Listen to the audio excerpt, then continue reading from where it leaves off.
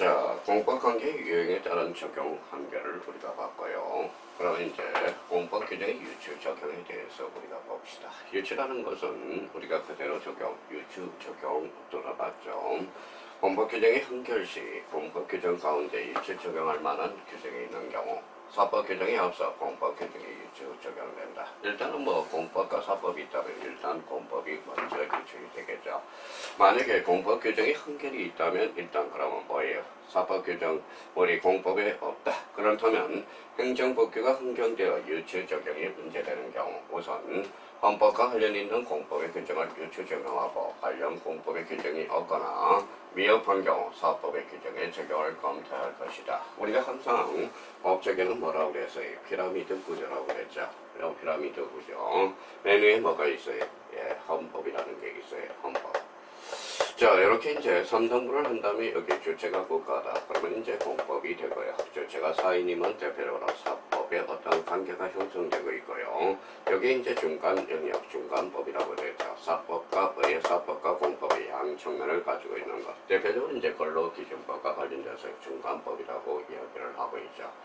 만약에 행정법에 공법 규정이 없다. 그러면 헌법을 우리가 찾아봐야 되고, 헌법이 없다면 공법을 찾을 거고, 공법이 없다면 사법을 유추 적용해서 검토해야 될 거죠. 바로 그거예요. 법체계라는 어떤 단계를 우리가 보시면 될 것 같고요. 그러면 우리 판례의 태도는 어디냐? 관세법령에 대해서 가온합 관계. 가온합이 뭐예요? 잘못 우리 가온합이죠. 잘못 가세에 대해서 잘못 납세가 될 때 가온합 납세의 환급에 대해서 규정이 없을 경우 자 국세 기본법에 관련 규정을 유추 적용한다고 판사의 이를 인정하고 있다. 그렇다면 항상 헌법을 우리가 토대로 모든 걸 우리가 나오는 겁니다. 법이라는 것은 자 여기에 대해서 그러면 관세법령에 따라서 가온합의 환급에 관한 규정이 없을 경우 국세기본법에 관련 규정을 유추 적용할 수 있다는 것. 여기에 대표적인 판례가 있고요.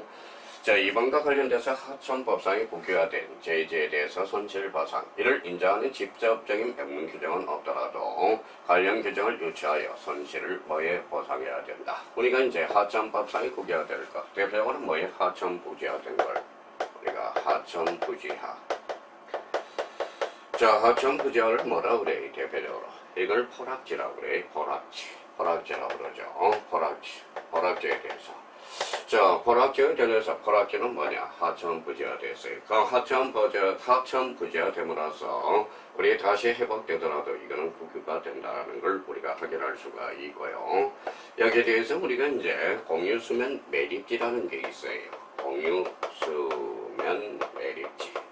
자, 공유수면 매립지가 뭐냐? 대표적으로 이거는 우리가 일반인들이 말할 때 간척지를 이야기하는 겁니다. 그래서 이제 앞으로 간척지 말고 우리 공유수면이라는 것은 바다야. 바다를 메꾸는 것. 이게 바로 공유수면 매립. 그래서 공유수면 매립 및 관리에 관한 법률이 탄생하게 되고요. 간척지. 여기에 대해서 우리가 한번 들어보셨으면 간척지라는 건 들어보셨어요? 간척지가 뭘까요? 간척지. 이게 대표적인 갯벌을 이야기하고 있어요. 그래서 우리 인천에 가면 간석 오거리, 간석동, 각의 전부 갯벌 지역을 암시하고 있다는 겁니다. 그러면 포락지에 대해서 하천부지화된 걸 뭐라고 그러냐? 포락지, 공유수면 매립지를 뭐라고 그러냐? 간척지라고 그러고 우리가 쓸모없는 땅적 갯벌, 간석지라고 이야기하고 있다는 것. 그러면 1번과 관련돼서 대표적인 포락지와 관련돼서 2번을 우리가 써놔야 되고 역시 공유수면 매립이죠. 아까 이야기했던 매립으로 허가업을 영위하던 의민의 손실보상 이를 인정하는 직접적인 명문 규정은 없더라도 허가가 취소 또는 정지되는 등 처분을 받았을 때 손실을 위반자에 대해서 보상 의무를 규정한 수사로법 81조 1항 유추 적용하여 손실 보상해야 된다. 여기는 이제 손실 보상이죠. 보상과 관련돼서는 이야기했어요. 그러면 공유수면 매립자는 결론적으로 간척지, 적법 행위가 되겠죠.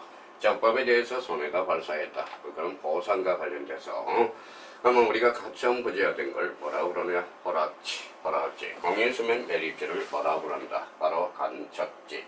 여기에 대해서 갯벌을 뭐라고 그래요? 바로 간석지라는 걸 확인해 둘 필요가 있다라는 거. 자, 예제 문제를 우리가 한번 보도록 하죠.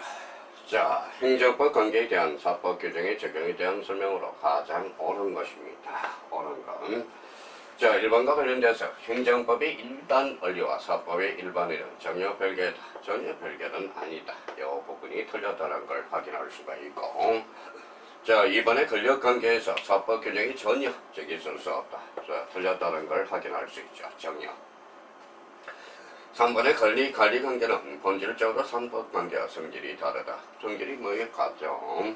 행정법에서 특별한 규정이 없으면 민사소송법의 규정이 유출됩니다. 여기에 대해서 행정법은 적고요. 공법이 되고, 여기에 대해서 민사소송법은 일단은 그러면 여기에 대해서 그러면 공법이 사법의 유출 적용이 될 수도 있다. 그래서 정답은 몇 번입니까? 4번입니다. 자, 해설은 우리가 행정소송과 민사소송은 한 하나를 달리하여 적용되나 행정소송법의 규정이 없는 경우에는 민사소송법의 규정이 준용된다라는 거예요. 그래서 입증책임의 분배와 관련돼서 말씀드렸죠. 입증책임의 분배 문제로서 행정소송법의 규정이 없으므로 민사소송법의 규정을 뭐하고 있다, 준용하고 있다. 항상 우리가 입증책임과 관련돼서는 꼭 기억해 둘 거 있어요. 그러면 1단계 뭐라고 그랬어요? 누가 유리한가? 그러면 항상 원고가 먼저 입장을 해. 원고가 공격을 했죠. 그럼 피고가 뭐예요? 반대 방향으로 공격을 해야 되겠죠. 그럼 피고가 입증을 못하면 피고 패소 판결이 됩니다. 그러면 2단계와 관련돼서는 누가 법조문 문구대로 입장하라. 3단계에 대해서는 뭐라고 얘기했어요? 추정받으면 무효를 주장하는 반대 당사자가 입장한다. 점차 이제 사회가 뭐예요? 강자를 위해서 약자 보호 측면에서 나와요. 그래서 입증 책임의 전환 문제가 대표적으로 발생하고 있어요. 환경 문제라든지 의료시설에 대해서는 반대 당사자가 뭐에 입증하게 돼 있어요. 나는 최선을 다했다. 최선을 다했고 내 과학기술로서는 이게 다다. 입증을 하지 못하면 그러면 결론적으로 그런 보상을 해줘야 된다는 거예요. 그래서 입증 책임과 관련돼서 우리가 사회적 약자를 보호하기 위해서 입증 책임의 전환 문제도 계속 발생되고 있다는 걸 확인할 수가 있어요. 자, 그렇다면 이제 행정법 관계에 대한 사법 적용과 관련돼서 대표적인 문제로서 자주 출제되고 있다는 걸 확인할 수가 있어요. 자, 여기에 대해서 이제 우리 제6자 특별행정법 관계, 특별권력관계, 저 공문이죠. 전통적 특별권력관계 이론이다. 그러면 여기에 대해서 이제 특별권력관계가 뭔지를 우리가 집약할 수가 있어요. 그럼 여기에 대해서 자, 국가가 있고요. 여기에 대해서 공무원이 있고. 그러면 국가와 공무원의 관계를 뭐라고 그러냐? 특별권력관계라는 겁니다. 여기에 대해서 법치주의 원칙적이 부적용이 된다. 이렇게 돼서 법치주의 원칙적 적용. 여기에 대해서 이제 요 분과에서 이제 국민 나타나가 있죠. 이게 바로 일반 권력관계예요. 법치주의 원칙이 적용이 돼야 되겠죠. 그래서 여기에 대해서 국가와 공무원의 관계, 무슨 관계? 네, 특별 권력관계. 여기에 대해서 국가와 국민 간의 관계, 일반 권력관계. 당연히 여기에 대해서는 법치주의가 적용이 돼야 되고, 여기에 대해서 이제 국가와 공무원, 원래 특별 권력관계에서 법치주의가 원칙적으로 부적용이 된다는 걸 우리가 확인할 수가 있어요. 자, 그러면 앞으로 이제 특별 권력관계가 누구냐? 자, 일반 권력관계. 다시 한번 이걸 머릿속에 집어넣을 필요가 있어요. 다시, 그러면 국가와 공무원의 관계. 예, 특별 권력관계. 여기에 대해서 보면 이 전체적으로 봐서 국민과의 관계는 일반 권력관계라는 걸 우리가 머릿속에 집어넣으셔야 된다는 거예요. 자, 여기에 대해서 이제 조금 전에 이제 그림을 봤듯이 정통적인 특별 권력관계는 특별한 법률 원인에 의해서 성립되며 일정한 행정 목적에 필요한 범위 내에서 일방이 상대방을 포괄적으로 지배하고 상대방이 이에 복종하는 권력관계로서 일정한 행정 목적의 능률적이고 효과적인 실행을 위해서 법치주의 적용이 원칙적으로 폐지된다고 보는 이론이 바로 특별 권력관계라는 거예요.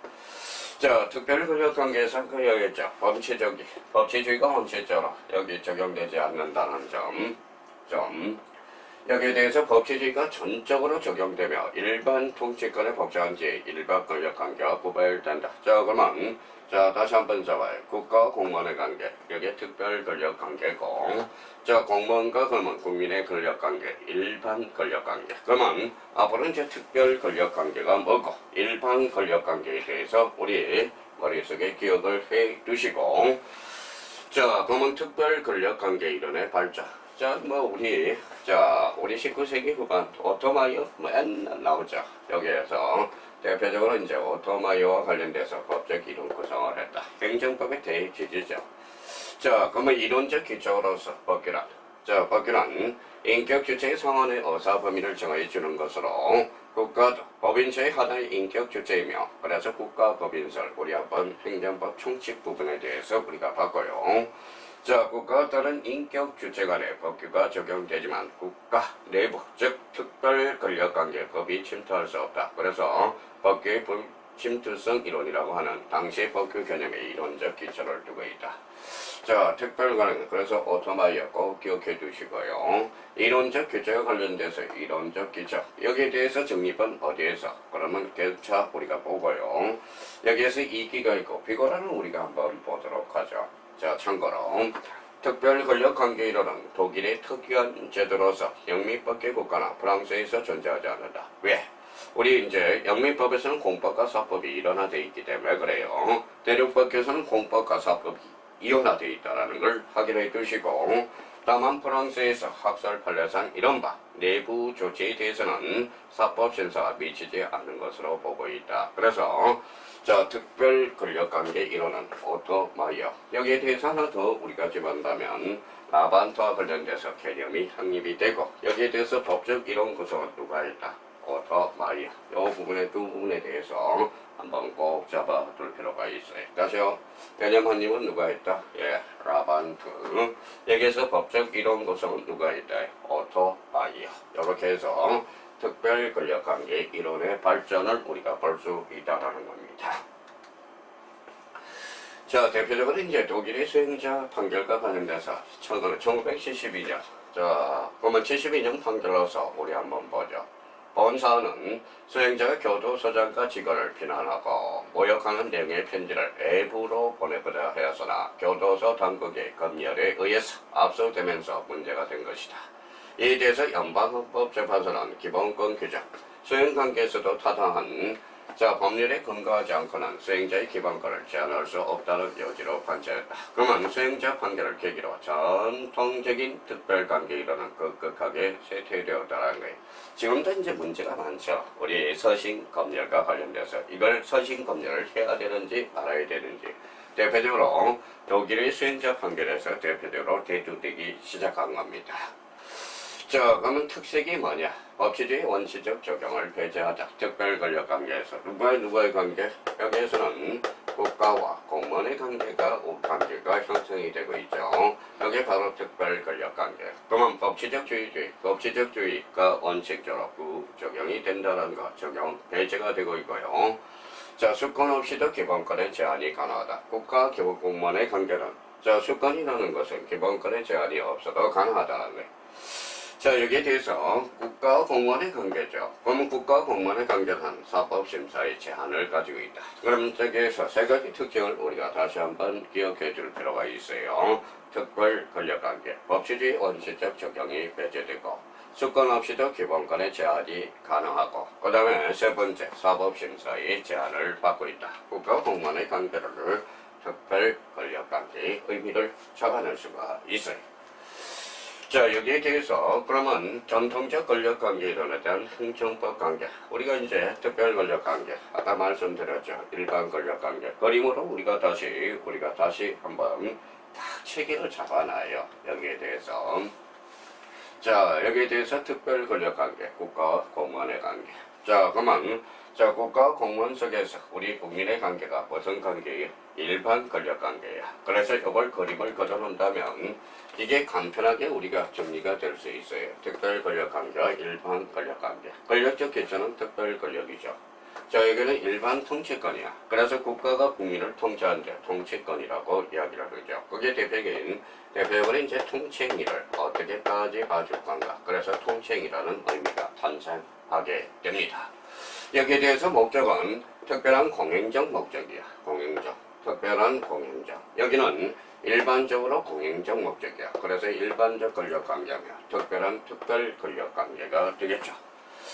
자, 관계 속에서 특별 권력 주체가 구성 간의 관계가 적 내부 관계의 중점을 두고 있고요. 행정 주체와 일반 국민 간의 관계, 내부 관계의 중점을 두고 있다. 요게 이제 우리 헌법과 관련돼서 국민, 자 인부터와 아웃부터의 관계.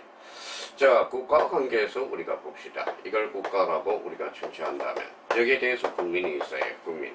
여기에서 국가로부터 국민으로 나오는 게 뭘까요? 이게 바로 아웃풋이라고 그래. 아웃풋.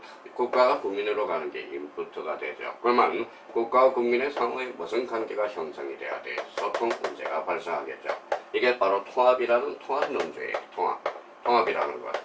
자, 헌법에 관해서 우리 헌법이론에서 우리가 세 가지가 있어요. 칼 스미트는 결단론자라고 그래요. 여기에 대해서 통합, 국가와 국민 간의 소통, 이게 바로 통합론자다. 그러니까 이 관계 속에서 일반적 권력무. 그러면 여기에 대해서 일반 행정 주체, 일반 국민의 관계, 이게 바로 뭡니까? 바로 일반 권력 관계라는 거예요. 그러면 여기에 대해서 특별 권력 관계는 포괄적 지배, 복종 관계고, 일반적 권리 의무 관계. 뭐 일반적 권리 의무니까 권리가 의무의 관계. 여기에서 뭐가 형성이 돼? 여기에 이제 법률 관계가 형성이 되고 있죠.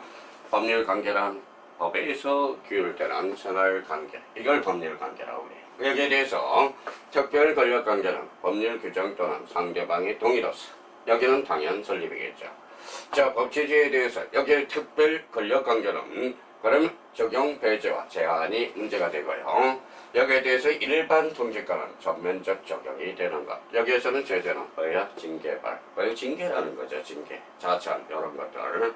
여기에 대해서는 이제 행정벌이 되죠. 행정벌과 관련돼서 행정질서벌과 즉 같은 행정질서벌과 행정행벌이 있죠. 지금은 점차 양벌 규정화되고 있다는 걸 확인할 수가 있어요. 자, 그렇다면 이제 특별 권력 관계와 일반 권력 관계를 항상 비교를 우리가 해 두셔야 됩니다.